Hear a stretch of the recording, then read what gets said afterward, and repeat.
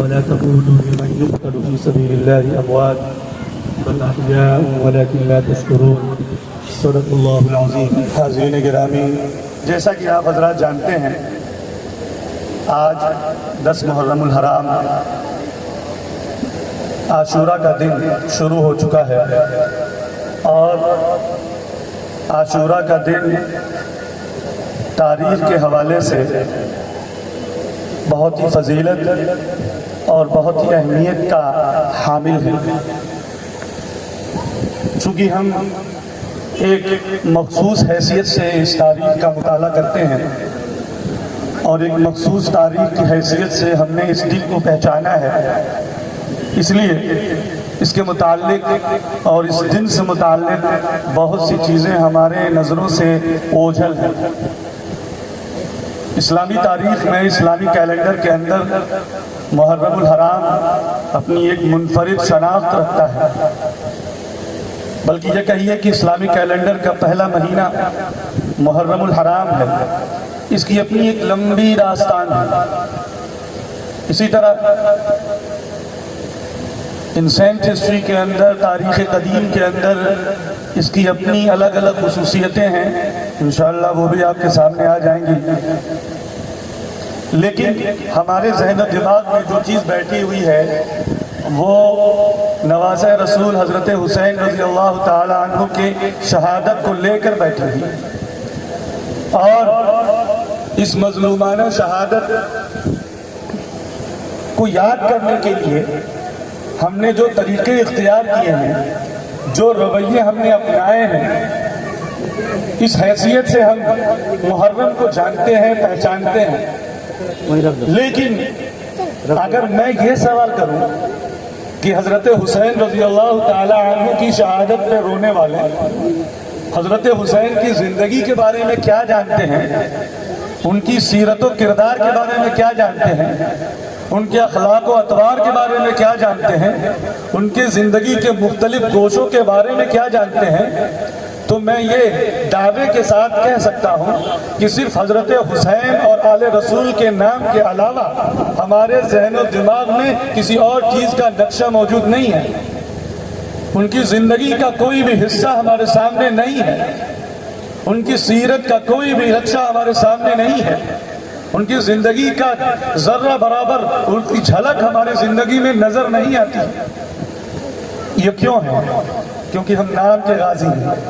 یہ الگ بات ہے کہ یہ تاریخ ایسی تاریخ ہے کہ جس تاریخ میں ہر مسلمان کے دل میں غم ہونا چاہیے، ہر مسلمان کا دل غمگین ہونا چاہیے۔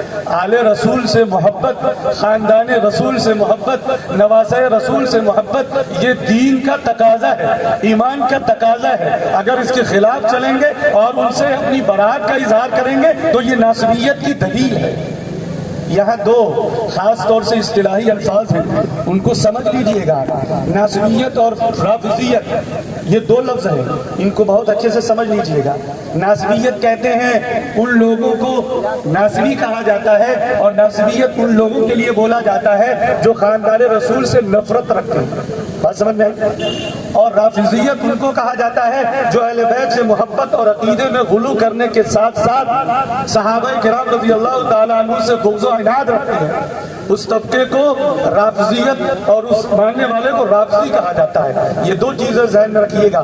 اور اب میں بات کرتا ہوں کہ ناصبیت نہیں ہونی چاہیے، آل رسول سے محبت ہونی چاہیے، اور حضرت حسین کی شہادت اسلامی تاریخ کا وہ باب ہے۔ اس لیے اسلامی تاریخ کے اگر میں کہوں تو سب سے بدنما دھبا اگر ہے تو وہ قتل حسین کی وجہ سے آیا ہے۔ اسی امت کے ماننے والوں نے، اسی امت کے پیغمبر کے نواسے کو، نبی کے گئے ہوئے زیادہ دن گزرے نہیں ہیں، 61 ہجری میں ان کو شہید کر ڈالا۔ یہ بہت ہی دردناک، المناک قصہ ہے۔ حضرت جوش ولی آبادی نے بہت ہی غمناک انداز میں اپنے اس واقعے کی جب تمہیں مرثیہ لکھا حضرت حسین کا، اس کو کہا ہے ہمراز یہ فسان ہے آہو فغا نہ پوچھ، 2 دن کی زندگی کا غم ای وہاں نہ پوچھ، کیا کیا حیات عرض کی ہیں تلخیاں نہ پوچھ، کس درجہ ہولناک ہے یہ داستان نہ پوچھ، تفصیل سے کہوں تو فلک کانپنے لگے۔ دوزخ بھی پردے شرم سے منہ ڈھانپنے لگے. دوزخ کو بھی شرم آئے گی اس داستان کو سنتے ہوئے. اس قدر ہولناک یہ داستان ہے. لیکن کیا کہیے کہ صرف داستان ہی داستان رہ جاتی ہے، لیکن جو شخصیات اپنی زندگی کا ایک بہترین باب چھوڑ کر جاتی ہیں، ان کی سیرت اور ان کے اخلاق ہمارے نظروں سے اوجھل ہو جاتے ہیں. بہرحال میں یہ کہہ رہا تھا کہ آل رسول اور سادات سے محبت ایمان کا حصہ ہے. آل رسول سے محبت یہ بہت ضروری چیز ہے، اور آل رسول سے محبت یہ شیعیت نہیں ہے. اس کا مطلب شیعہ ہونا نہیں ہے، اس کا مطلب رافضی ہونا نہیں ہے. حضرت امام شافعی رحمۃ اللہ علیہ کا بہت مشہور شعر تاریخ کے اندر نمایاں درج ہے. انہوں نے کہا تھا ان کان حب آل محمد رفضا فلیشهد الثقلان انی رافضہ ارفضا، کہ اگر آل رسول سے محبت اس کو رافضیت کہتے ہیں تو انسان و جنات کی جماعت گوار ہے کہ میں سب سے بڑا رافضی اور سب سے بڑا شیعہ ہوں. لیکن آل رسول سے محبت کا مطلب کیا ہے، اس کو برتنے میں اور اس کو بروئے کار لانے میں تاریخ کے اندر اتنا ڈیفرنس اور اتنا فرق اور نمایاں دو بھاڑ نظر آ رہا ہے کہ آپ اس کا تصور نہیں کر سکتے. میں سب سے پہلے جناب حسین رضی اللہ تعالی عنہ کی اس رحلت کو بیان کرنا چاہوں گا تاکہ آپ کو ایک اس کا نقشہ آپ کے ذہن میں بیٹھ جائے شہادت کا. حضرت حسین رضی اللہ تعالی عنہ مکہ المکرمہ میں مدینہ سے چلے مکہ المکرمہ پہنچے ہیں. مدینہ المنورہ میں آپ کے خانوادے کے محمد ابن الحنفیہ جو آپ سے عمر میں چھوٹے ہیں، انہوں نے روکا. میں یہیں سے داستان شروع کرتا ہوں، یا اور پہلے مسئلہ وہاں کھڑا ہوتا ہے جب حضرت امیر معاویہ رضی اللہ تعالی عنہ حکومت کی باغ ڈور سنبھالنے کے لیے یزید کو اپنا ولی عہد بناتے ہیں. یہ تاریخ وہاں سے شروع ہوتی ہے. حضرت امیر معاویہ رضی اللہ تعالی عنہ کے پاس بھی اس ولی عہدی اور اس نامزدگی کے اپنے وضاحتیں تھیں، تحفظات تھے، جس کی بنیاد پر کچھ خدشات اور کچھ ایسے خطرے وہ دیکھ رہے تھے تاریخ میں آگے جانے کے بعد مستقبل میں، جس کی وجہ سے انہیں نہ چاہتے ہوئے بھی یزید کو ولی عہد نامزد کرنا پڑا کہ میرے بعد یہی خلیفہ ہوگا، یہی امیر المومنین ہوگا. لیکن یاد رہے حضرت امیر معاویہ کی وفات کے بعد امت مسلمہ کے اندر شام کے لوگوں نے تو اس کی بیعت قبول کر لی تھی، لیکن مدینہ المنورہ کے اندر، مکہ المکرمہ کے اندر اور عراق اور کوفہ کے علاقوں میں جہاں بھی اسلام تھا وہاں کے لوگوں نے یزید کی بیعت میں پس و پیش کیا تھا، اسے امیر ماننے سے انکار کر دیا تھا. انہی لوگوں میں حضرت عبداللہ ابن عمر ہے، انہی لوگوں میں عبداللہ ابن زبیر ہے، انہی لوگوں میں حضرت عبداللہ ابن عباس ہے، انہی لوگوں میں محمد ابن الحنفیہ ہے، انہی لوگوں میں حضرت سیدنا امام حسین ہے. ماننے سے انکار کر دیا. اور یاد رکھیے یہ طے شدہ ہے کہ امامت اور امارت اور بادشاہت اس وقت تک تسلیم نہیں کی جا سکتی جب تک تمام امت کا اور امت کے بڑے بڑے لوگوں کا اس پر اجماع نہ ہو جائے. اور جبکہ اتنی بڑی تعداد اور اتنے جلیل القدر صحابہ نے انکار کر دیا تھا بیعت کر دینے سے، تو یہ سمجھ لیجئے کہ یزید کے بیعت میں ابھی اجماع نہیں ہوا تھا. اس لیے یزید چاہتا تھا کہ اس کی اس خلافت اور اس کی اس امامت پر بیعت کر لی جائے اور بالجبر کر لی جائے، اور اس کے لیے اس نے مختلف ہتھ کنڈے اپنائے. مدینہ المنورہ میں بھیجا اس نے اپنے گورنر کو اور حضرت حسین کے سامنے. لیکن چونکہ آل رسول سے محبت ہر ایک کے دل میں ہوتی ہے، چاہے وہ دشمنی کیوں نہ ہو. مزے کی بات آپ جانتے ہیں کربلا کے میدان میں جن لوگوں نے حضرت حسین کو شہید کیا تھا وہی آپ کی امامت میں نماز بھی ادا کرتے تھے. پولیٹیکل ایشوز، راجنیتک اور سیاست الگ چیز ہے، دین اور عقیدت اور محبت یہ الگ چیز ہے. سب کے دلوں میں آل رسول سے محبت تھی، آل رسول سے عقیدت تھی. لہذا جو گورنر مدینہ منورہ میں آپ سے بیعت لینے آیا تھا اس نے بہت زیادہ جبر و اکراه نہیں کیا، زبردستی نہیں کی. لہذا آپ جس دن اس نے بلایا اس کی دوسری رات آپ وہاں سے مکہ چلے گئے. مکہ المکرمہ میں جانے کے بعد بھی لوگوں نے سمجھایا، اور جو صحابہ کرام رضی اللہ عنہم نے جو حضرت حسین کو سمجھایا اس کا خلاصہ یہ ہے کہ انہوں نے کہا، ان کو یہ اندازہ تھا کہ عراق اور کوفہ والے حضرت حسین کو بلائیں گے، اور ہوا بھی ہے. اسی لیے انہوں نے پہلے ہی سمجھایا کہ دیکھو کوفہ اور عراق والے ان کی تاریخ ہمیشہ سے غداری کی رہی ہے، وفاداری کا اعلان کرتے کرتے وہ غدار بن جاتے ہیں۔ اگر آپ عراق کی جغرافیکل نقشہ آپ کے دماغ میں ہے اور عراق کی تاریخ اگر آپ کے ذہن و دماغ میں ہے تو آپ کو یاد رہنا چاہیے کہ عراق دنیا کا وہ واحد خطہ ہے جو سب سے پہلے اس دنیا پر سب سے مہذب اور سب سے ماڈرن سویلائزیشن کی سرزمین میسوپوٹامیہ اسی عراق میں ہے جہاں سے انسانوں کے چشمے پھوٹتے ہیں۔ وہ ہمیشہ سے سلطنتوں کی قبرگاہ رہا ہے، وہاں سلطنتیں مٹتی رہی ہیں، ختم ہوتی رہی ہیں، حکومتیں ختم ہوتی رہی ہیں، اسے گریو یارڈ آف دا ایمپائر کہا جاتا ہے کہ یہ سلطنتوں کی قبرگاہ عراق کو اگر آپ تاریخ میں دیکھیں تو ایران اور مصر کی جنگیں بھی عراق ہی میں ہوئی ہیں، رومنوں اور ایرانیوں کی جنگیں بھی عراق میں ہوئی ہیں، اسی طرح ایرانیوں اور یونانیوں کی جنگیں بھی عراق میں ہوئی ہیں، سائرس اعظم اور بخت نصر کی جنگ بھی عراق میں ہوئی ہے۔ عراق اور پھر صدام حسین اور ماڈرن ہسٹری کے اندر اب تک اس خطے کو آپ جانتے ہیں۔ اور یاد رکھیے صدام نے جو جملہ کہا تھا کہ اس سرزمین پر وہی شخص حکومت کر سکتا ہے جو طاقت اور پاور رکھتا ہو، ہلائی کے ساتھ اس سرزمین پر حکومت نہیں کی جا سکتی۔ لہذا اور اس کی وجہ یہی ہے کہ وہاں کے لوگ فطرتاً نیچرل اس طرح کے ہوتے ہیں کہ دل میں کچھ اور، زبان پر کچھ اور رکھتے ہیں۔ چنانچہ اس کا نمونہ بھی آپ کے سامنے آئے گا۔ حضرت حسین رضی اللہ تعالیٰ مکہ المکرمہ میں موجود ہیں، حج کا زمانہ آنے والا ہے، تمام جگہوں کے صحابہ آ چکے ہیں، سب نے مشورہ دیا کہ دیکھو کوفہ والے اور عراق والے ان کی تاریخ اچھی نہیں رہی ہے، انہوں نے تمہارے باپ کے ساتھ غداری کی، انہوں نے تمہارے بھائی کے ساتھ غداری کی، یہ تمہارے ساتھ بھی غداری کریں گے۔ حضرت حسین نے کہا ٹھیک ہے، لہذا انہوں نے حالات جاننے کے لیے اپنے چچازاد بھائی مسلم ابن عقیل کو کوفہ بھیجا۔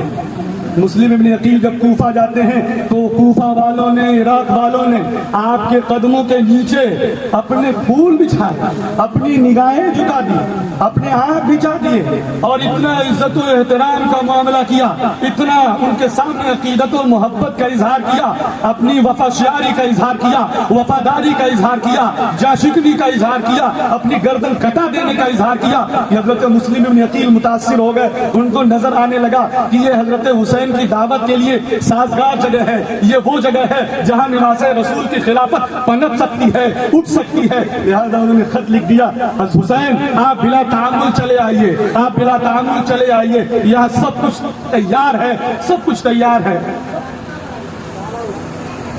یہاں خط پہنچا حضرت حسین کے پاس اور انہوں نے چلنے کی تیاری شروع کی۔ ادھر یزید کو عبداللہ ابن زیاد جو بصرہ کا گورنر تھا اس کو پتہ چل گیا کہ حسین کی دعوت لے کر مسلم ابن عقیل آ چکے ہیں، کوفہ کے اندر، عراق کے اندر ان کی دعوت چل رہی ہے۔ لہذا اس نے فوراً اس وقت کوفہ کے جو گورنر تھے صحابی رسول حضرت نعمان ابن بشیر رضی اللہ تعالیٰ عنہ کو معزول کر دیا اور فوراً عبید اللہ بن زیاد کو اس نے یہاں کی گورنری دے دی۔ اب وہ دو جگہوں کا گورنر بنا، بصرے کا بھی اور کوفہ کا بھی۔ کوفہ آتے ہی سب سے پہلے اس نے کہا کہ کوفہ والوں، عراق والوں، اس بات کو جان لو، جس نے بھی نواسہ رسول کے لیے بیعت کا اظہار کیا ہے، جو بھی مسلم ابن عقیل کے لیے اپنے گھر کے دروازے کھولے گا تو اس کے لیے میری تلوار میان سے باہر آ جائے گا۔ یہ اعلان کرنا تھا کہ کیسے کایا پلٹی، کس طرح سے ماحول چینج ہوا، کس طرح سے سیاست نے قلعہ بازی کھائی، اس کا نقشہ آپ آج بھی دیکھتے ہوں گے کہ کس طرح سے پلکوں میں، منٹوں منٹوں میں سیاست تبدیل ہوتی رہتی ہے۔ جو لوگ پلکیں بچھاتے تھے، جو لوگ اپنے گھر کے دروازے کھول دیتے تھے، آج وہی مسلم ابن عقیل کو پہچاننے سے انکار کر رہا ہے۔ آج وہی نہیں جانتے کہ یہ بھی اللہ کے رسول کے خاندان سے ہیں، یہ بھی حضرت حسین کی دعوت پر ہیں، یہ بھی وہی ہیں جن کے سامنے ہم نے اپنی وفاداری کا اظہار کیا تھا۔ کون ہے مسلم ابن عقیل؟ پورے عراق میں جاننے والا کوئی نہیں، پورے کوفے میں ان کے لیے اپنا دروازہ کھولنے والا کوئی نہیں، صرف ایک شخص کھولتا اپنا دروازہ جس کو تاریخ حانی ابن عروہ کے نام سے یاد کرتی ہے۔ حانی ابن عروہ کے دروازے میں جا کر آپ داخل ہو جاتے ہیں، تاریخ بہت لمبی ہے۔ اس کے بعد ادھر حضرت حسین جب ان کو پتا چلا کہ ماحول سازگار ہے، آپ مکہ المکرمہ سے، یاد رکھیے گا 8 ذی الحج یعنی حج شروع ہونے سے ایک دن پہلے، حج شروع ہونے سے ایک دن پہلے 10 ستمبر 861 ہجری 661 ہجری میں حضرت حسین مکہ سے کوچ کرتے ہیں، 14 مرحلے پڑھتے ہیں، 1800 کلومیٹر کا فاصلہ ہے، آپ کے خاندان بہت سے لوگ شریک ہیں، بیٹیاں شریک ہیں، بیویاں شریک ہیں، بچے شریک ہیں، آپ جو آگے بڑھتے چلے جاتے ہیں کچھ وہ لوگ بھی آپ کے ساتھ شریک ہوتے ہیں جو یہ سمجھتے ہیں کہ جب حضرت حسین کو خلافت مل جائے گی، جب حضرت حسین کو بادشاہت مل جائے گی، ہم ان کے ساتھ جا رہے ہیں تو ہمیں فائدہ ہوگا۔ راستے میں فرزدق ملتا ہے، اسلامی تاریخ کا بہت بڑا شاعر، اس کا جملہ تاریخ میں محفوظ ہے، حضرت حسین کو منع کرتا ہے۔ حضرت حسین پوچھا کہ بھائی کوفہ کا عالم کیا ہے، ذرا احوال تو بتاؤ۔ فرزدق نے کہا کوفہ والوں کے دل آپ کے ساتھ ہیں لیکن ان کے تلواریں آپ کے خلاف ہیں اور تقدیر اللہ کے ہاتھ ہے۔ دل آپ کے ساتھ ہیں لیکن تلواریں آپ کے خلاف اٹھیں گی۔ حضرت حسین یہاں سے چل پڑتے ہیں، ادھر مسلم ابن عقیل پر سارے راستے تنگ ہونے لگتے ہیں، حانی ابن عروہ کو گرفتار کر لیا جاتا ہے اور اس کے بعد عبید اللہ بن زیاد اعلان کرتا ہے کہ جو بھی جہاں سے بھی ہو مسلم ابن عقیل کو گرفتار کر کے قصر شاہی میں پیش کیا جائے۔ لہذا عروہ کو، حانی کو بھی گرفتار کر لیا گیا، اور جب گرفتار کر لیا گیا تو اب جس جسم میں اللہ کے رسول کا ان کے خاندان کا خون جوش مارتا ہو وہ اپنے میزبان کو گرفتار ہوتے ہوئے نہیں دیکھ سکتا۔ حضرت مسلم بن عقیل کو یہ پسند نہیں آیا کہ میری وجہ سے میرا ایک میزبان جس نے مجھے پناہ دی وہ گرفتار ہو جائے۔ انہوں نے فوراً اعلان کیا، 4000 لوگ آپ کے ساتھ ہوئے اور سب نے جا کر اس محل کو گھیر لیا۔ دیکھیے گا کیا کیا گل کھلتے ہیں۔ ادھر عبید اللہ بن زیاد نے سرداروں سے کہا کہ جا کے ان کے گھروں کو اطلاع کرو، ان کی بیویوں کو، ان کی بہنوں کو، ان کی بیٹیوں کو اطلاع کرو کہ اگر یہ واپس نہیں گئے تو ان سب کی گردنیں ان کے گھر جائیں گی۔ یقین مانیے مسلم ابن عقیل کے ساتھ کوئی بھی کوفی اور کوئی بھی عراقی ساتھ نہیں تھا، سب نے ساتھ چھوڑ دیا اور تنے تنہا مسلم ابن عقیل اور حانی ابن عروہ کو ذبح کر دیا گیا، شہید کر دیا گیا۔ ادھر حضرت حسین آتے ہیں، آنے کے بعد کچھ دور پہلے حر بن یزید ملتا ہے، اس کے زبانی پتہ چلتا ہے کہ مسلم بن عقیل شہید ہو گئے ہیں اور حالات کا اندازہ ہوتا ہے۔ اب انہوں نے اعلان کیا پورے قافلے کے اندر جو میرے ساتھ جانا چاہتا ہے وہ جائے اور جو واپس ہونا چاہتا ہے وہ واپس ہو جائے۔ دیکھیے گا کس قدر مفاد پرست اس وقت بھی تھے جو نواسے رسول کے ساتھ جنگ لڑنے کے لیے جا رہے ہیں، لیکن جب موقع پایا تو سارے کے سارے فرار ہو گئے۔ تاریخ کہتی ہے 50 سے 72 کے بیچ افراد حضرت حسین کے ساتھ رہ گئے، اتنی ہی تعداد۔ اور پھر اس کے بعد تاریخ کہتی ہے کہ آپ 2 محرم کو کربلا کے میدان میں اترتے ہیں، اور اس کے بعد کی تاریخ آپ کو پتا ہے، پانی بھی بند، کھانے کے بھی لالے پڑ جاتے ہیں، اور اس کے بعد سجدے کی حالت میں، نماز کی حالت میں، سب سے افضل عبادت کی حالت میں نواسے رسول کا وہ خون کا قطرہ زمین پہ گرتا ہے۔ جب وہ قطرہ بھی گرا ہوگا تو زمین پر، اور زمین کس طرح چیخ اور پکار رہی ہوگی اگر آپ تصور کر سکتے ہیں تو تصور کر لیجئے اس زمین کا کلیجہ بھی پھٹ گیا ہوگا نواسے رسول کے خون کے قطرے سے۔ میرے بھائیوں، یہ ہے وہ تاریخ جو میں نے مختصراً آپ کے سامنے عرض کی۔